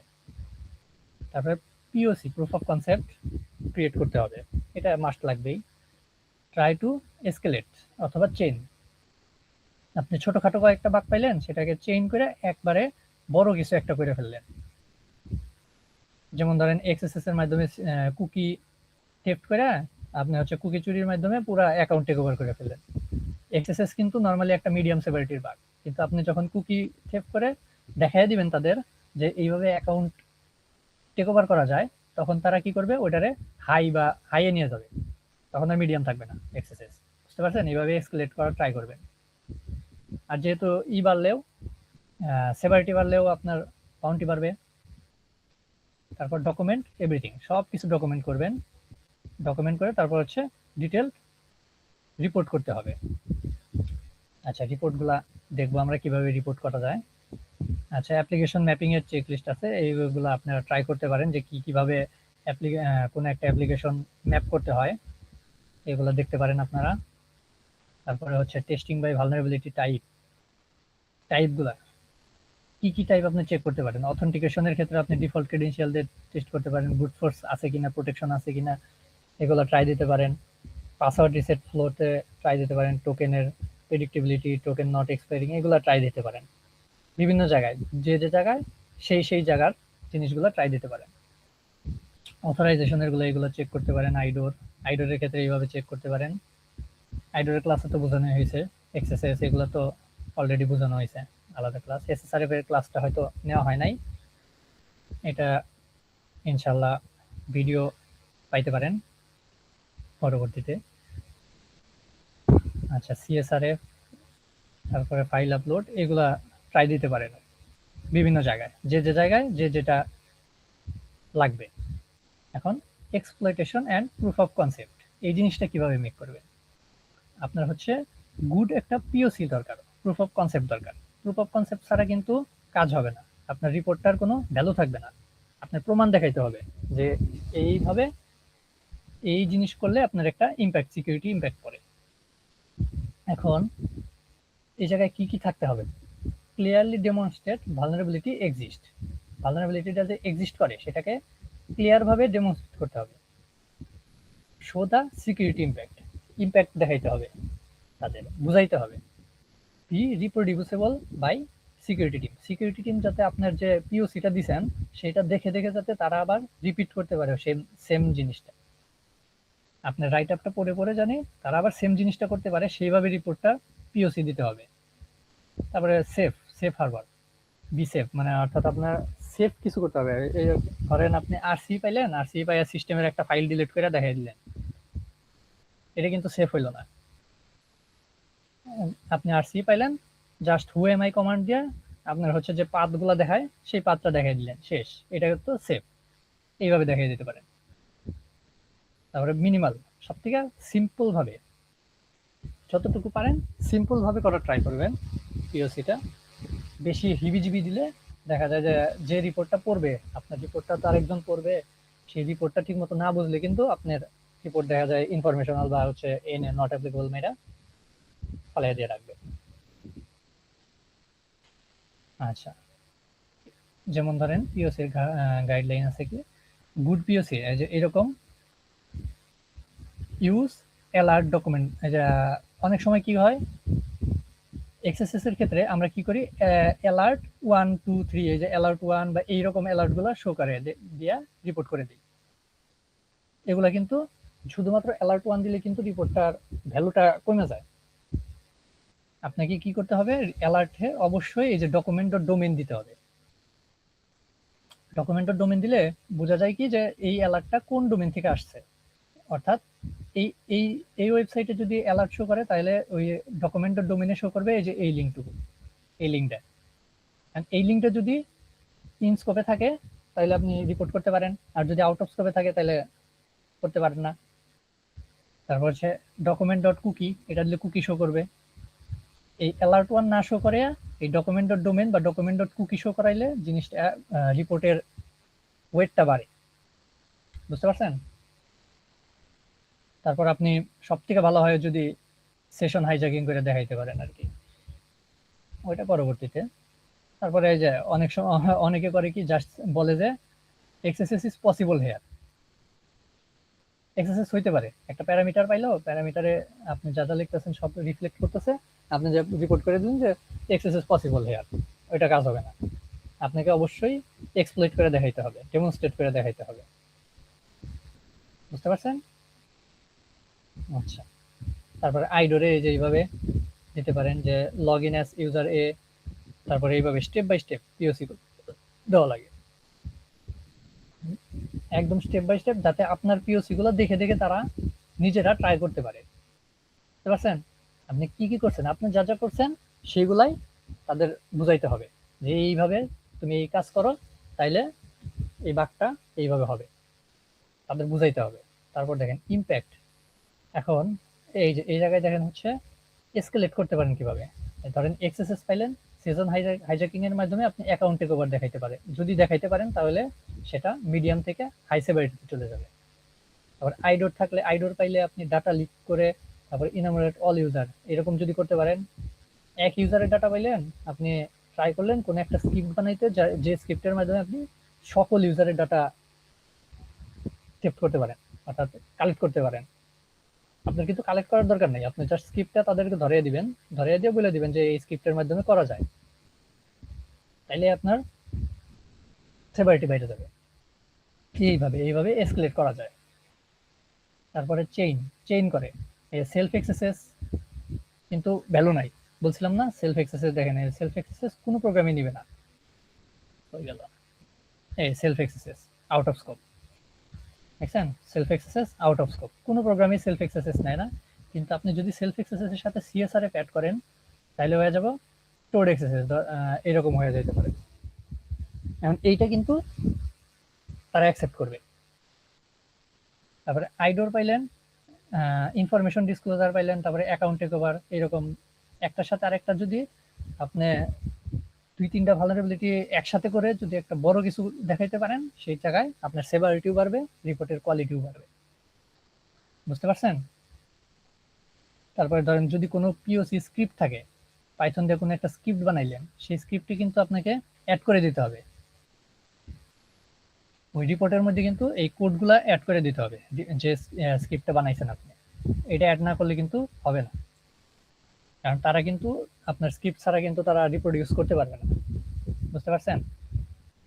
যেমন এই যে এটা একটা পাইথনের পিওসি ডেমো হিসেবে, এরকম স্ক্রিপ্টগুলা রিপোর্টে অ্যাড করে দিতে হবে, যে এইটা এরকম আপনি যাই করবেন সব অ্যাড করে দিতে হবে রিপোর্টে। এখন দেখেন বাগ বাউন্টির রিপোর্ট রাইটিংটা মেন জিনিস। এখন ফুল রিপোর্ট রাইটিংটার কাজ কি দেখেন, পোর রিপোর্ট রাইটিং অর্থাৎ খারাপ রিপোর্ট রাইটিং এ কি হবে, লং ট্রিয়াজ টাইম, আপনার রিপোর্ট ট্রিয়াজ করতে সময় বেশি লাগবে। তারপর হচ্ছে কমিউনিকেশন ভালো হবে না আপনার ট্রিয়াজারের সাথে। আচ্ছা ট্রিয়াজ কিভাবে হয়, আপনি যখন এই যে হ্যাকার ওয়ানে যে প্রোগ্রামগুলো দেখতেছেন, অনেকগুলো প্রোগ্রাম দেখতেছেন আপনি, তারা হ্যাকার ওয়ানকে রাখছে কিসের জন্য, এই প্রোগ্রামগুলো হ্যাকার ওয়ানে দিছে কিসের জন্য? তারা তো নিজেরাও সেলফ হোস্টেড প্রোগ্রামও রাখতে পারতো না, কিন্তু তারা হ্যাকার ওয়ানের কাছে বা বাকক্রাউডের কাছে বা ইএসইউ হ্যাকের কাছে তাদের প্রোগ্রামগুলো দিছে কেন? কারণ হইতেছে যখন সেলফ হোস্টেড প্রোগ্রাম থাকবে, নিজেদের আন্ডারে থাকবে, তখন কিন্তু অনেক মানুষ রিপোর্ট করবে। অযথা রিপোর্ট আছে না, অযথা রিপোর্ট এআই দিয়ে, বর্তমানে এআই জেনারেটেড দেখা যায়, এআই একটা বলছে যে এই জিনিস আছে, ওইটা নিয়ে রিপোর্ট মেরে দিছে, আসলে ওই রিপোর্টের কোনো ভ্যালু নাই। এরকম রিপোর্ট দিয়ে কিন্তু ভইরা যাবে, তাই যাবে না? এইরকম রিপোর্ট থেকে তাদের হচ্ছে মেইন যে রিপোর্টটা, আসল রিপোর্টটা, এটা খুঁজতে কিন্তু তাদের অনেক ঝামেলা হবে। এই কাজটা যাতে সহজে হয় সেই জন্য তারা কি করে, এই যে এইরকম হ্যাকার ওয়ান বা ক্রাউড এদের মতো প্ল্যাটফর্মকে হায়ার করে। এরা এদের মধ্যে হচ্ছে তাদের প্রোগ্রাম লঞ্চ করে, আর যখনই এই প্রোগ্রামে কেউ রিপোর্ট করে তখনই হ্যাকার ওয়ানের টিম থেকে, আগেই কিন্তু ওই কোম্পানির আন্ডারে যায় না, আগে হ্যাকার ওয়ানের একজন টিম মেম্বার, ট্রিয়াজার বলে আর কি, যারা এই ট্রিয়াজার করে কি, প্রথমে আপনার রিপোর্টটা ভ্যালিড কিনা তারা চেক করবে। রিপোর্ট করে যদি দেখে যে রিপোর্টটা ভ্যালিড, তখন তারা সেই রিপোর্টটা হচ্ছে গিয়ে প্রোগ্রামের কাছে পাঠাবে। বাকি যে 2 নাম্বার যে রিপোর্টগুলো আছে বা হাবিজাবি রিপোর্টগুলো আছে সেগুলো কিন্তু প্রোগ্রামের কাছে পাঠাবে না, আর প্রোগ্রাম সেই যে ভ্যালিড রিপোর্টগুলো ওইগুলো নিয়ে কাজ করতে পারে। প্রোগ্রামের তাহলে সময় নষ্ট হইলো না। বুঝতে পারছেন? এই জন্য হচ্ছে এইগুলাই তারা হোস্ট করে, নিজেদের ওই জায়গায় হোস্ট না করে। এখন আপনার রিপোর্ট যত ভালো হবে, আপনার যে ট্রিয়াজ করবে, আপনার রিপোর্টটা যে পড়বে, সে তত ভালোভাবে আপনার সাথে কমিউনিকেট করতে পারবে, তত তাড়াতাড়ি ট্রিয়াজ হবে, এবং কোম্পানিও তত তাড়াতাড়ি বাগটা ঠিক করতে পারবে, ফিক্স করতে পারবে। এই জন্য রিপোর্ট ভালো দরকার। আর আপনার যখনই রিপোর্ট করবেন তখন রিপোর্টের ভিত্তিতে কিন্তু আপনারা দেখতে পারবেন না, কিন্তু ট্রিয়াজার যখন একটা রিপোর্ট করবে তখন রিপোর্টের কোয়ালিটির উপর ভিত্তি করে কিন্তু আপনাকে একটা পয়েন্ট দিবে তারা। বুঝতে পারছেন? সেই পয়েন্টের ভিত্তিতে আপনারা হচ্ছে ওই প্রাইভেট প্রোগ্রামগুলো পাবেন, এগুলো আপনারা দেখতে পারবেন না। এইগুলো হচ্ছে ট্রিয়াজ ভিতরের কাজ, এগুলো যারা ট্রিয়াজার আছে তারা দেখতে পারবে। এইভাবে হচ্ছে প্রাইভেট প্রোগ্রামগুলো দেয়। যার রিপোর্ট যত ভালো, রিপোর্ট রাইটিং ভালো, কমিউনিকেশন স্কিল ভালো, দেখা গেছে ও রিপোর্ট কম করছে, 2-3টা রিপোর্ট করছে কিন্তু প্রাইভেট প্রোগ্রাম পেয়ে গেছে, এরকম হয়। এই জন্য রিপোর্ট ভালো দরকার। ভালো ভাগ পেয়েও লাভ নাই যদি রিপোর্ট ভালোভাবে না করতে পারেন। এখন ধরেন রিপোর্টে কি কি থাকা লাগবে, একটা টাইটেল থাকা লাগবে, ক্লিয়ার স্টেটমেন্ট থাকা লাগবে, একটা টাইটেল যে আমি এক্সএসএস পাইছি অমুক এন্ড পয়েন্টে, এরকম।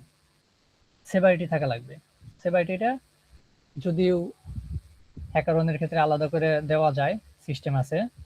কিন্তু যদি মেইল করে বা প্রাইভেট সেলফ হোস্টেড কোনো প্রোগ্রামে দেন মেইলের মাধ্যমে, সেক্ষেত্রে আলাদা করে বলে দিতে হয়। তারপরে ভালনারেবিলিটি টাইপ থাকা লাগবে, কি কি পাইছেন। তারপরে হচ্ছে সামারি, একটা সামারি থাকাই লাগবে অবশ্য, যে ভালনারেবিলিটির একটা শর্টস ডিসক্রিপশন, সংক্ষিপ্ত। এটা আবার বড় করতে যায় আর্টিকেল লিখে ফেলেন না, তাহলে কিন্তু হবে না। যা শর্ট, শর্টে বলে দিলেন যে আমি অমুক এন্ড পয়েন্টে এই ভালনারেবিলিটিটা পাইছি, এই জিনিস চেঞ্জ করার মাধ্যমে, এটা বলে দিবেন জাস্ট। তারপর এফেক্টেড অ্যাসেট, কোন ইউআরএলটা এফেক্টেড, সেই ইউআরএলটা ইন পয়েন্ট বা যাই হয় যে জিনিসটাই, সেটাই দিয়ে দিবেন। স্টেপ টু রিপ্রোডিউস, কিভাবে তারা রিপ্রোডিউস করবে, আপনি কি কিভাবে করছেন জিনিসগুলো ডিটেলে স্টেপ বাই স্টেপ দিতে হবে। তারপর কি কি লাগবে, প্রুফ অফ কনসেপ্ট, অর্থাৎ স্ক্রিনশট, ভিডিও বা কোনো স্ক্রিপ্ট যদি থাকে সেই স্ক্রিপ্ট দিতে হবে, বা এইচটিটিপি রেসপন্স, রিকোয়েস্ট রেসপন্স যা যা আছে সেগুলা দিতে হবে। আর ইমপ্যাক্ট, এই জিনিসটা মাস্ট দিতে হবে, এবং কি ভালোভাবে দিতে হবে। ইমপ্যাক্টের মধ্যে এমনভাবে তাদেরকে কোম্পানিকে বুঝাইতে হবে যাতে তারা বুঝে যে এই ভালনারেবিলিটিটা আসলেই তাদের কোম্পানির ক্ষতি করে। ক্ষতি না বুঝাইতে পারলে কিন্তু আপনার রিপোর্টের কোনো ভ্যালু নাই, অ্যাকসেপ্ট নাও করতে পারে। আর রেমিডিয়েশন মানে তারা কি কি ফিক্স করতে পারে, কি কিভাবে আপনি যে ভালনারেবিলিটিটা পাইছেন সেটা ফিক্স করতে পারে, এগুলো আপনারা এআই দিয়ে বানাইতে পারবেন রেমিডিয়েশন গুলা। এআই দিয়ে কিভাবে করবেন সেটা আমি পরে দেখাবো, সমস্যা নাই। রেফারেন্স সেকশনে ধরেন সেম টাইপের অন্য কোনো ভালনারেবিলিটি বা কোনো সিভি পাইলেন, যে সিভি এক্সপ্লয়েট করে দেখাইলেন এবং সিভিটার আর্টিকেল দিয়ে দিলেন, বা কোনো আর্টিকেল থাকলে সেগুলো রেফারেন্স হিসেবে দিয়ে দিতে পারেন। আর না থাকলে দরকার নেই, না থাকলে এটা দিবেনই না, পুরো সেকশনটাই দরকার নাই। এখন দেখেন টাইটেল, কিরকম হওয়া দরকার। টাইটেলটা হওয়া দরকার মূলত এই যে এরকম অনেকে টাইটেল দেয় যে XSS found, bug in your website, security I found a vulnerability, এরকম টাইটেল দেওয়া একদমই যাবে না। গুড টাইটেল গুলো কিরকম, আপনাকে টাইটেল সুন্দর মতো দিতে হবে যে stored XSS user profile bio field lead to session high থাকে, সুন্দরভাবে বলে দিতে হবে। তারপর আর এইরকম যখনই একটা বাগ দিবেন আপনি, রিপোর্ট করবেন এইরকম টাইটেল দিয়া, তখন ট্রিয়াজার করবে কি আপনার টাইটেল দেখে পুরো রিপোর্টই পড়বে না, এই টাইটেল দেখে আপনার রিপোর্ট এই যে নট অ্যাপ্লিকেবল মেরে দিবে। বুঝতেছেন, টাইটেল দেখে বোঝা যাইতেছে যে চিপ কোয়ালিটি, লাভ নাই, সাপ্রি স্টাইল। এখন গুড টাইটেল এগুলা এইরকম করে টাইটেল দিলে প্রফেশনালি থাকে আর কি, দেখেও সুন্দর লাগে এবং কি ভালোভাবে চোখে পড়বে জিনিসটা, এই টাইপের। তারপর হচ্ছে সিবিএসএস স্কোর, এই সিবিএসএস স্কোরটা ইম্পর্টেন্ট। এখন সিবিএসএস ক্রিটিক্যালের মধ্যে আছে 9.0 থেকে 10.0, 9 থেকে 10 পর্যন্ত হচ্ছে এই ধরনের ভালনারেবিলিটি গুলা এই ক্যাটাগরির আন্ডারে, সিবিএসএস এর আন্ডারে পড়ে ক্রিটিক্যাল হিসেবে, এইগুলা হাই হিসেবে পড়ে। কারণ আপনি তো জানেন না যে আপনারটা কি জিনিস, কত সেভারিটির আন্ডারে পড়ে। আপনি জাস্ট এআই রে জিজ্ঞাসা করলে এআই বলে দিতে পারবে, এআই দিয়ে সব কাজ করে নেওয়া যায়। ওটা আমি দেখাই দিব, এগুলা সিবিএসএস স্কোর কিভাবে আপনি আপনার ভালনারেবিলিটি অনুযায়ী অ্যাড করবেন, জানবেন কিভাবে সেটা আমি বলে দিব, সমস্যা নেই, লাস্টে দেখতে পারবেন যখন আমি একটা রিপোর্ট জেনারেট করে দেখাবো। তারপর হচ্ছে রিপোর্ট রাইটিং এর রিপ্রোডিউস, স্টেপ টু রিপ্রোডিউস জিনিসটা, স্টেপ টু রিপ্রোডিউস সেকশনটা বলছিলাম না, স্টেপ টু রিপ্রোডিউস সেকশনটা কিভাবে হবে, এই যে দেখেন একটা এক্সাম্পল দেওয়া আছে। প্রথমে আইডোরের একটা এক্সাম্পল দেওয়া আছে, প্রিরিকুইসাইটস, এটা হচ্ছে কি কি প্রথমে করতে হবে, এই জিনিসটা কিন্তু রিপোর্টের মধ্যে দিতে হবে। প্রথমে আপনি কি করছেন, দুইটা অ্যাকাউন্ট খুলতে হবে target.com, একটা account B A attacker.com, অ্যাটাকারের account password দিয়ে দিলেন, বি অ্যাকাউন্ট বি ভিকটিমের অ্যাকাউন্ট সেটাও দিয়ে দিলেন, ভার্ব সুইটের মাধ্যমে যদি কোনো প্রক্সি থাকে সেটা দিয়ে দিতেন, নাহলে দরকার নাই। তারপর স্টেপ টু রিপ্রোডিউস, তারপরে হচ্ছে স্টেপ টু রিপ্রোডিউস কিভাবে আপনি হচ্ছে আইডোটা পাইলেন সেই জিনিসটা আপনাকে ধাপে ধাপে বুঝিয়ে দিতে হবে। নাম্বার 1 দিয়ে লগ ইন করলেন, অ্যাকাউন্ট বিতে লগ ইন করলেন, লগ ইন করার পর ইমেল পাসওয়ার্ড দিয়ে লগ ইন করলেন, তারপরে কি নেভিগেট টু প্রোফাইল সেটিং, প্রোফাইলের সেটিং এ গেলেন, এই যে এরকম সেটিং এ গেলেন, তারপর আপলোডে প্রোফাইল পিকচার আপলোড করলেন, তারপর নোট, এই যে প্রোফাইল পিকচার আপলোড করার পর এইরকম একটা ইউআরএল পাইলেন আপনি ভার্ব সুইটের মাধ্যমে, সেটা বললেন। এখন এই জায়গায় একটা আইডি আছে কি, এই যে এই জিনিসটা, এই আইডি, এই আইডিটাকে কি করলেন, নোটিস দা আইডি নং এত, log out account B, account B থেকে লগ আউট করলেন, তখন আবার অ্যাকাউন্ট এ তে লগ ইন করলেন, আবার এই যে এল ইউজার নেম পাসওয়ার্ড দিয়া, এবং ওই যে অ্যাকাউন্ট এর মধ্যে এর রিকোয়েস্ট দিয়ে, এর জেডব্লিউটি বা এর টোকেন দিয়ে আপনি হচ্ছে যে বির যে ফাইলটা ছিল, এই যে এই ফাইলটা অ্যাক্সেস করার ট্রাই করলে যদি হয়ে যায় অ্যাকাউন্টের অ্যাক্সেস বা এই যে এরকম রেসপন্স পান বা অ্যাকাউন্ট বির ইনফরমেশন শো করতেছে এর অ্যাকাউন্ট দিয়ে, তখন আপনি সেটাকে রিপোর্ট করতে পারেন। বুঝতে পারছেন? এইভাবে মানে ধাপে ধাপে ধাপে ধাপে আপনাকে সম্পূর্ণ জিনিস একবারে ক্লিয়ার ভাবে বুঝাইতে হবে, কোনো ঝামেলা জানি না থাকে। বুঝতে পারছেন? স্টেপ টু রিপ্রোডিউস বুঝতে পারছেন? এইভাবে ধাপে ধাপে বুঝাইতে হবে যত সুন্দরভাবে আপনি পারেন।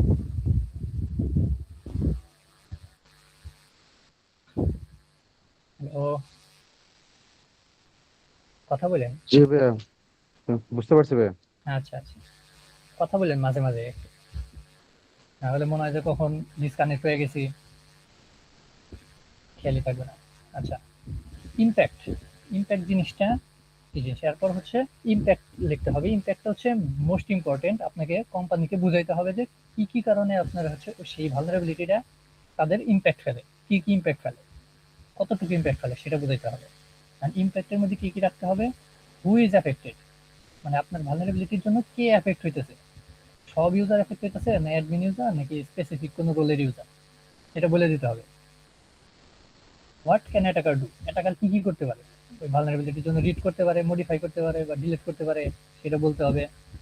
তারপরে কি রিস্ক আছে, রিস্ক কি, পিআইআই লিক হইতে পারে, ফাইনান্সিয়াল ডাটা লিক হইতে পারে, ক্রেডেনশিয়াল লিক হইতে পারে, এগুলা। তারপরে বিজনেস ইম্প্যাক্ট কি জিনিস, ডাটা ব্রিচ বা ফাইনান্সিয়াল লস, রেপুটেশন লস, এগুলো হইতে পারে। তারপরে স্কেল কতটুকু, সিঙ্গেল ইউজার, একজন ইউজারের স্কেল হবে না অল ইউজার এফেক্ট হবে, এরকম স্কেলটা বা এন্টায়ার সিস্টেম, পুরো সিস্টেমের উপর এফেক্ট করবে, এরকম জিনিসটা আপনাকে বলে দিতে হবে, বুঝিয়ে দিতে হবে। এই ইম্প্যাক্ট সেকশনটা কিন্তু মোস্ট ইম্পর্টেন্ট, কোম্পানিগুলা আগে ইম্প্যাক্ট দেখে, আপনার রিপোর্টের ইম্প্যাক্টটা সবার আগে পড়বে। ইম্প্যাক্ট যদি দেখে যে না ভালো ইম্প্যাক্ট ফেলতেছে, তখন আপনার রিপোর্টটা ভালোভাবে পড়বে। বুঝতে পারছেন?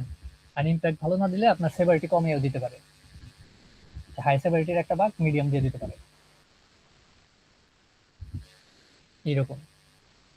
তারপরে আছে কি রেমিডেশন বা রিকমেন্ডেশন। রিকমেন্ডেশন কি জিনিস, রিকমেন্ডেশন হচ্ছে আপনি যে বাগটা পাইছেন সেটা কিভাবে ফিক্স করবে, তাদের একটা গাইডলাইন দিয়ে দেওয়া, যে তোমরা এই জিনিস করো, এই জিনিস করলে বা এই ফাংশনালিটি গুলো অ্যাড করো, তাইলে হচ্ছে এই জিনিসটা আর কাজ করবে না বা এটা ফিক্স হবে। বুঝতে পারছেন? এই জিনিসটা তারা হচ্ছে ডেভেলপারের কাছে দিবে, পরে ডেভেলপার আপনার এইগুলা দেখে তারা ফিক্স করবে, এইটা বলে দেওয়া। এখন আইডোরের ক্ষেত্রে আপনি বলতে পারেন এই যে এরকম সার্ভার সাইড অথরাইজেশন চেক যাতে ভেরিফাই করে। তারপরে এক্সএসএস এর জন্য বলতে পারেন সিএসপি অ্যাড করতে, কন্টেন্ট সিকিউরিটি পলিসি অ্যাড করতে, input validation, server side input validation করতে, এগুলা। এসকিউএল এর জন্য এইগুলা, এগুলো আপনি বলে দিতে পারেন, এগুলো বলা বলা লাগে আর কি, রেকমেন্ডেশন গুলো চায় সবার ক্ষেত্রেই। এখন দেখেন কমন মিস্টেক গুলা কি কি হয়, যেমন ধরেন ডিসক্রিপশনে জাস্ট লেখা দেয় কি I have found a XSS in your site, ডিসক্রিপশনে কিন্তু এরকম লিখলে চলবে না। ডিসক্রিপশনে আপনার পুরো জিনিসটুকু লিখতে হবে যে রিফ্লেক্টেড এক্সএসএস কোন জায়গায় পাইছেন, কিউ প্যারামিটারে পাইছেন, এবং কোন ইন পয়েন্টে পাইছেন, অমুক জায়গায় সার্চ ফাংশনালিটিতে পাইছেন বা এই জায়গায় পাইছেন, একটা ডিসক্রিপশন দিতে হবে।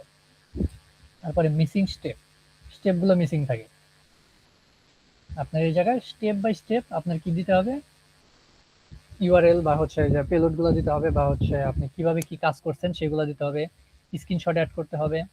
তারপর সেভারিটি, ধরেন এই যে অনেকে করে কি সেভারিটি দেয় কি ক্রিটিক্যাল সেভারিটি দিয়া বাগটা কি হয়, missing x framework option setup, এটা কি ক্রিটিক্যাল বাগের মধ্যে পড়ে? এটা কিন্তু ইনফরমেশনাল লেভেলের বাগের মধ্যে পড়ে। লো বা ইনফরমেশনালি এটা কেউ নিবেও না, জাস্ট এটা দিলে, কিন্তু দিয়ে দেয় কি ক্রিটিক্যাল। এই জিনিসটা করলে কিন্তু আপনার রিপোর্টের কোয়ালিটি নষ্ট হয়। ট্রিয়াজার যখন দেখে যে এই কাজ করছে, তখন হচ্ছে তারা বুঝে যায় যে এ খুব একটা প্রফেশনাল না, সেইভাবে ট্রিট করে। আপনার রিপোর্টটা অ্যাকুরেটলি জানি ওই রকমই হয়। মিডিয়াম হলে মিডিয়াম সেট করবেন, হাই হলে হাই, ক্রিটিক্যাল হলে ক্রিটিক্যাল। তারপরেও তারা তো অ্যাডজাস্ট করবেই তাদের মতো করে। সেভারিটি গুলো যেমন এসকিউএল ইনজেকশন পাইছেন লোতে দিয়ে রাখছে। এসকিউএল ইনজেকশন লো দিলে তো আর হবে না। এসকিউএল ইনজেকশন যদি আসলেই হয় তাহলে কিন্তু এটা তো হাই বা ক্রিটিক্যালের মধ্যে যায়। এরকম সেভারিটিটা ঠিক মতো দিতে হবে। এখন এই সবগুলা আপনারা এআই এর মাধ্যমে একটা সহজ পদ্ধতিতে করা যায়। বুঝতে পারছেন? এত যে কাহিনীগুলার জন্য আপনাদের একটা সহজ পদ্ধতি দেখিয়ে দিব, একদম সহজ পদ্ধতি। আপনারা এত কিছু করতে হবে না, একদম সহজভাবে লাস্টে আমি দেখিয়ে দিব। একটা প্রম্পট রেডি করে রাখছি আমি, সেই প্রম্পটটা আপনারা জাস্ট পেস্ট করবেন, অটোমেটিক রিপোর্ট সুন্দরভাবে রিপোর্ট রাইটিং কইরা দিবে এআই। ওগুলো আমি দিয়ে দিব প্রম্পট, সমস্যা নাই। এখন দেখেন রিপোর্ট টেমপ্লেট এক্সাম্পল, দেখেন রিপোর্টগুলো কিরকম হওয়া দরকার। প্রথমে একটা টাইটেল থাকবে যে ভালনারেবিলিটি টাইপ, কি ভালনারেবিলিটি পাইছি, ধরেন এক্সএসএস পাইছেন, এক্সএসএস ইন কোন ফিচারে পাইছেন, কোন ইন পয়েন্টে পাইছেন, সেই ইন পয়েন্টটা অ্যালাউস দিয়ে ইম্প্যাক্ট কি ইম্প্যাক্ট ফেলতে পারে এক্সএসএস, সেটা লিখে দিলেন। এই জিনিসটা টাইটেলে দিয়ে দিতে পারেন। তারপর হচ্ছে সামারি, 2-3 লাইনের একটা সামারি দিবেন এই জায়গায় আপনার বাগ সম্পর্কে, কোথায় পাইছেন, কি পাইছেন সেইগুলা। তারপর হচ্ছে সেভারিটি, কি সেভারিটির বাগ, মিডিয়াম, হাই, লো, এগুলা। কিন্তু হ্যাকার1 বা বাগক্রাউড বা ইএসপি হ্যাক এগুলা প্রোগ্রামের ক্ষেত্রে সেভারিটিটা আপনার হচ্ছে রিপোর্টের মধ্যে দেওয়ার দরকার নাই, এগুলার আলাদা সেকশন আছে। বুঝতে পারছেন? যেমন ধরেন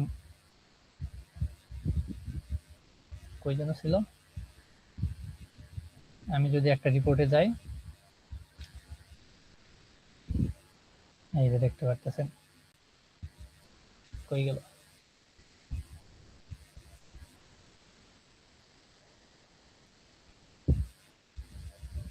কাজ করে না কেন?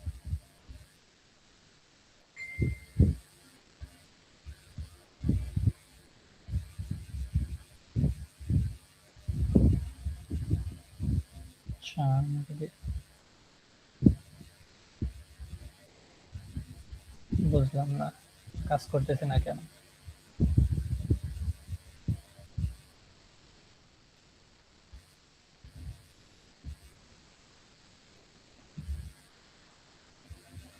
আচ্ছা, আসছে আসছে, দেখেন এইরকম পাবেন। এই জায়গা থেকে আপনার হচ্ছে অ্যাসেট সিলেক্ট করতে হবে, কোন অ্যাসেটে আপনি হচ্ছে ভালনারেবিলিটিটা পাইছেন। আপনি ধরেন এই যে hilton.com, এইটার যে কোনো একটা সাবডোমেনে পাইছেন যেটা ইনস্কোপে আছে, আপনি এটা সিলেক্ট করলেন। তারপরে হচ্ছে উইকনেসের জায়গায় সিলেক্ট করতে হবে, এই যে উইকনেস কই ছিল, এই যে ভালনারেবিলিটি টাইপ, এই জায়গায় কি ভালনারেবিলিটি ছিল কাছে নিয়ে নেই। আচ্ছা, কি ছিল, ধরেন এক্সএসএস পাইছেন, এক্সএসএস ডোম বেসড রিফ্লেক্টেড স্টোরড, কোনটা পাইছেন, রিফ্লেক্টেড, তাহলে আপনি রিফ্লেক্টেড সিলেক্ট করবেন। তারপরে হচ্ছে এই যে জায়গায় সেভারিটি, সিবিএসএস স্কোরের মাধ্যমে আপনি হচ্ছে সেভারিটিটা এই জায়গা থেকে সিলেক্ট করতে হবে। এখন এই জিনিসগুলা কিভাবে সহজ পদ্ধতিতে করবেন আমি রিপোর্টের দেখাইয়া দিই, দাঁড়ান দেখি আর কিছু আছে নাকি, সেগুলো একবারে দেখাইয়া একবারে রিপোর্টে যাই। এগুলো হচ্ছে আপনারা পরবর্তীতে দেখে নিতে পারেন যে আইডোরের রিপোর্ট কিরকম হয়, ডেমো রিপোর্ট, এগুলা জাস্ট দেখতে পারেন। দেখি আর কিছু আছে কিনা।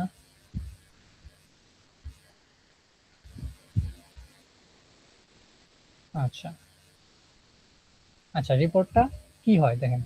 প্রথমে আপনি রিপোর্ট কি করবেন, সাবমিট করতেছেন, আপনার রিপোর্টটা সাবমিট করার পর কি হইতেছে, সেই জিনিসটা ট্রিয়াজ টিম অর্থাৎ ইএসপি হ্যাকের টিম অথবা বাগক্রাউডের যে টিম থাকে তারা কি করে, সিকিউরিটি টিম রিভিউ করে আপনার রিপোর্টটা। রিভিউ করার পর তারা সেভারিটি অ্যাডজাস্ট করতে পারে। আপনি যদি মানে লো লেভেলের বাগ সেভারিটি দিয়ে রাখছেন হচ্ছে এই যে এই জায়গায় হয়ে গেল, এই জায়গায় সেভারিটি অ্যাডজাস্ট করে রাখছেন হাই বা ক্রিটিক্যাল, তারা সেটাকে অ্যাডজাস্ট করে আবার লো করে দিবে। বুঝতে পারছেন? আপনার বাগ অনুযায়ী তারা সেভারিটি অ্যাডজাস্ট করে দিবে যদি দরকার হয়, বা কোনো কোশ্চেন থাকলে তারা কোশ্চেন আস্ক করতে পারে আপনাকে, বা কোনো ভেরিফিকেশনের জন্য কিছু চাইতে পারে যে আপনার বাগটা ভেরিফিকেশনের জন্য বা ভেরিফাই করতে পারতেছি না, ঠিক করতে পারতেছি না, তখন আপনাকে বলতে পারে। যখন তারা ট্রিয়াজ করে ফেলবে তখন সেটা যাবে হচ্ছে ট্রিয়াজের মধ্যে কি কি হয় দেখেন, প্রথমে ডুপ্লিকেট হইতে পারে, যদি এর আগে কেউ রিপোর্ট করে থাকে, আপনার আগে যদি সেম বাগ রিপোর্ট করে থাকে তাহলে সেটা ডুপ্লিকেট হইতে পারে।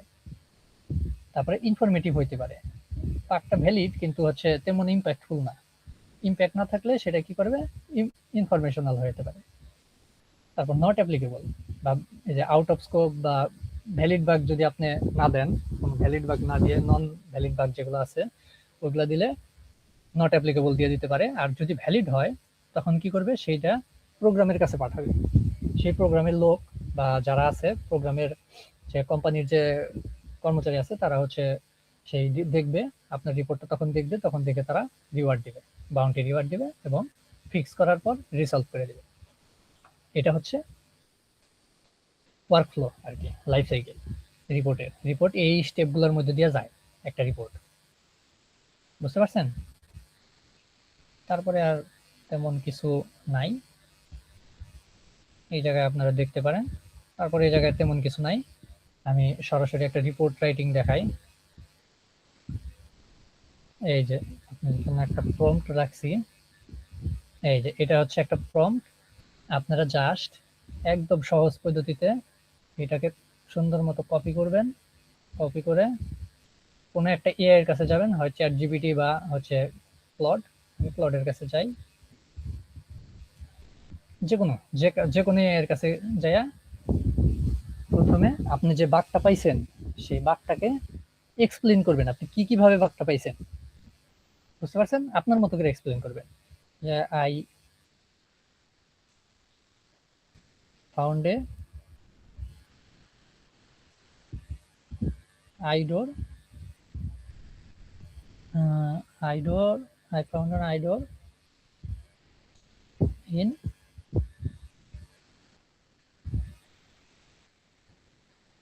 this in point. কোন ইন পয়েন্ট, আমি একটা ইন পয়েন্ট দিয়ে দিই।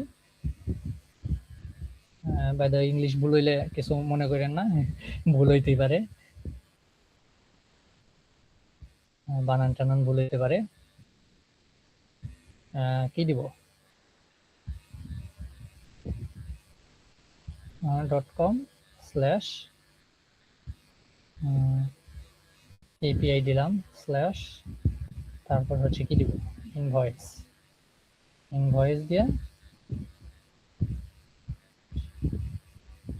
101 নাম্বার ইনভয়েস এই জায়গায় চেঞ্জিং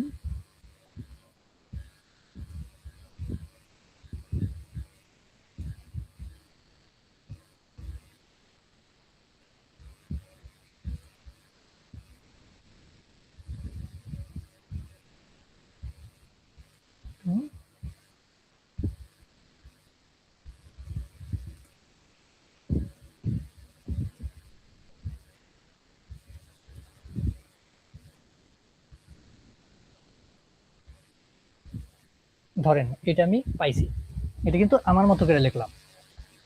বুঝতে পারছেন? এটা আমার মতো করে আমি লিখলাম, লেখার পরে আপনারা কিন্তু আরো ডিটেলসে লিখলে আরো ডিটেলসে ভালো হয়, যতটুকু ডিটেলসে পারেন ওকে বুঝাবেন যে এই জিনিসটা এই বাগ পাইছি। তারপর ওই যে আমি যে কপি করে নিয়ে এসেছিলাম, এই যে একটু আগে কপি করছিলাম, সেই জিনিসটা এই লাস্টে আপনার বোঝানোর পরে শেষে এই জায়গায় গিয়ে পেস্ট করে দেবেন। বুঝতে পারছেন? ওই প্রম্পটটা যেটা এই যে জায়গায় কপি করছিলেন সেই জিনিসটা আপনি প্রথমে বুঝাবেন ওকে, ভালো করে বোঝানোর পর এই জিনিসটা পেস্ট করে এন্টার দিয়ে দিবেন, দেখবেন ও সুন্দর মতো লিখে দিতেছে।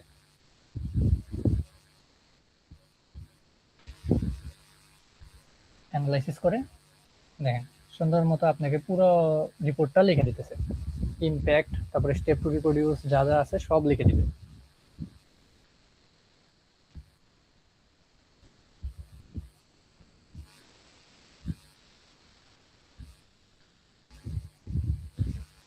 এখন আপনার কাজ কি? ও যখন লিখে দিছে, এই যে লিখে দিছে, এখন আপনার কাজ হচ্ছে এই রিপোর্ট অনুযায়ী এই জায়গায় রিপোর্ট করা।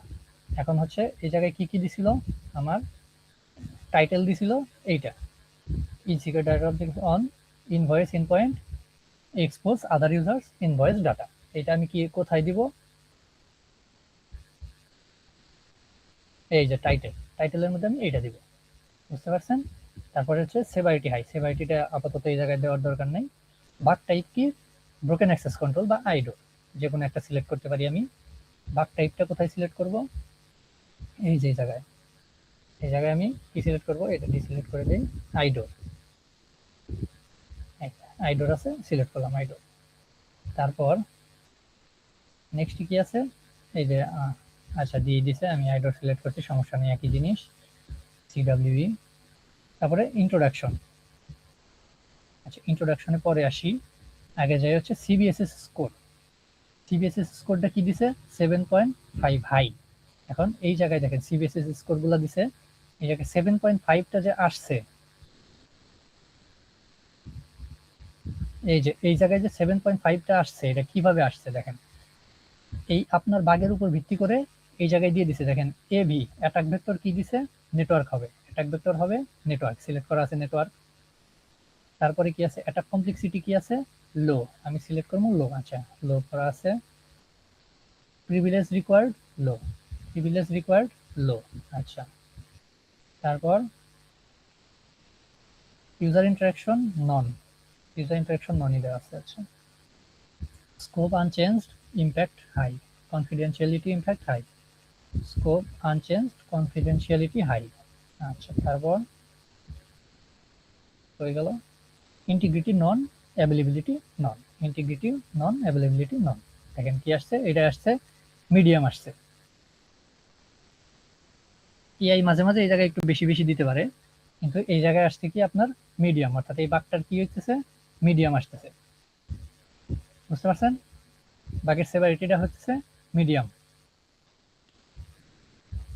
এখন এই রিপোর্ট অনুযায়ী আপনি কিন্তু আবার এই জিনিসগুলো যে দিছে, এগুলো কিন্তু আবার মেইন রিপোর্টে অ্যাড করা যাবে না, যেহেতু আপনি অলরেডি উপরে কিন্তু এই যে জায়গায় সিলেক্ট করে দিয়েছেন, এই জন্য আপনার এই জিনিসগুলার এই জায়গায় অ্যাড করা যাবে না, এই জিনিস শুধুমাত্র এই যে উপরে অ্যাড করার জন্য দেওয়া।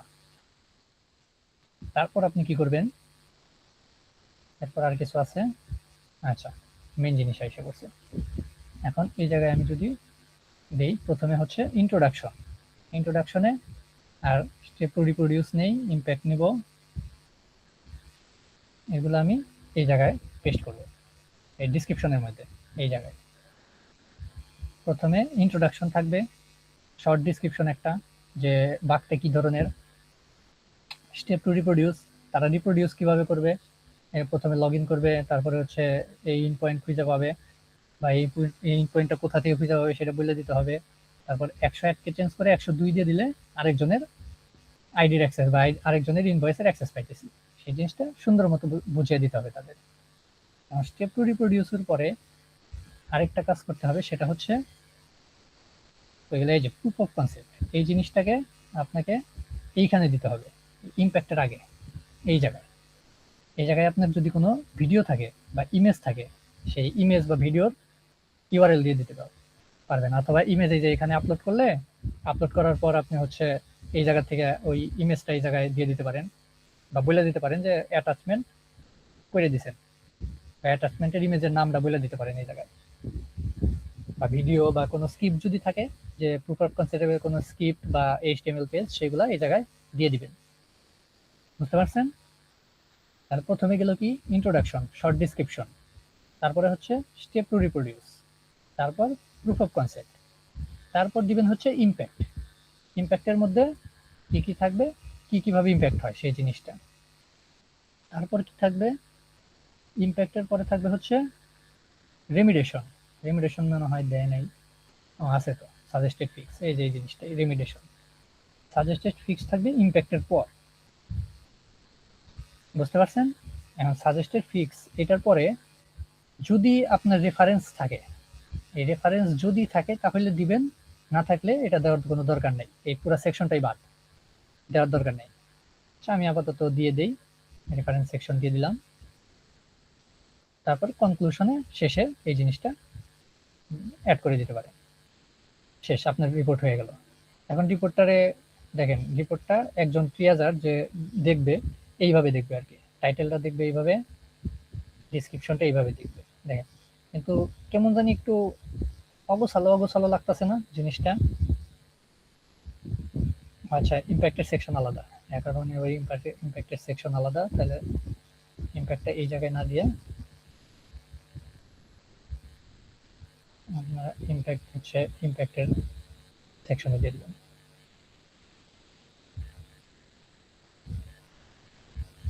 আচ্ছা দেখেন, একটু এটা যদি আরেকটু গুছিয়ে লেখা যায় বা একটু ডিজাইন করা যায় তাহলে কিন্তু পড়তে সুবিধা হয়।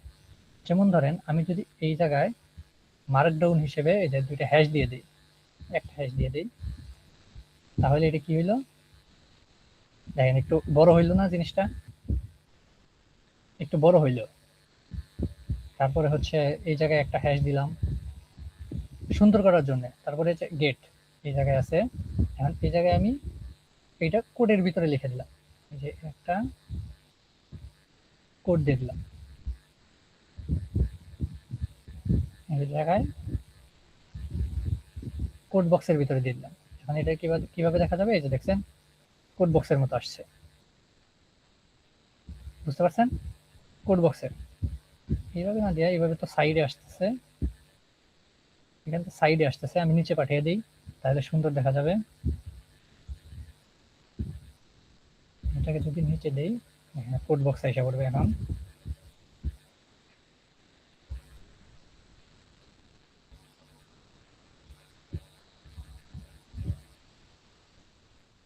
এই দেখেন কোড বক্সে এসে পড়ছে, গেট রিকোয়েস্ট, এই যে ইন্টারসেপ্ট অবজার্ভ রিকোয়েস্ট কোড বক্সে এসে পড়ছে।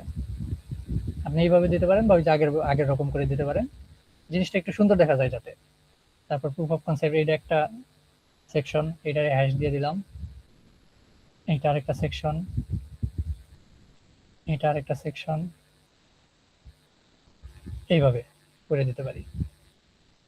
বুঝতে পারছেন? এখন দেখেন যে প্রুফ অফ কনসেপ্ট একটু বড় হয়েছে, সাজেস্টেড ফিক্স একটু বড় হয়েছে, তারপরে 1 2 3 রেফারেন্স সেকশন একটু বড় হয়েছে, মানে দেখতে একটু সুন্দর দেখা গেছে। তাই দেখা যেতেছে না? এভাবে একটু সাজিয়ে গুছিয়ে দিলে যাতে পড়তে সুবিধা হয়, ক্রিয়াজারের যাতে পড়তে সুবিধা হয়, এইভাবে আপনি সাবমিট রিপোর্ট করে দিলে রিপোর্ট হয়ে যাবে। বুঝতে পারছেন একটা রিপোর্টে কি কি থাকতে হবে? হ্যালো, জি ভাইয়া, বুঝতে পারছি। এই জিনিসগুলা থাকতে হবে। আজকের ক্লাসটা মূলত এই জিনিসটা নিয়েই। কারো কোনো কোশ্চেন থাকলে বলতে পারেন, বাগ বাউন্টি রিলেটেড বা রিপোর্ট বা কোনো কিছু রিলেটেড কোনো প্রশ্ন থাকলে বলতে পারেন।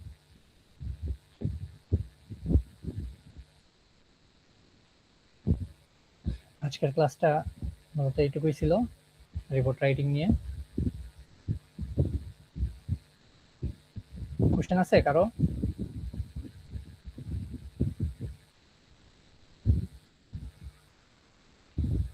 হ্যালো,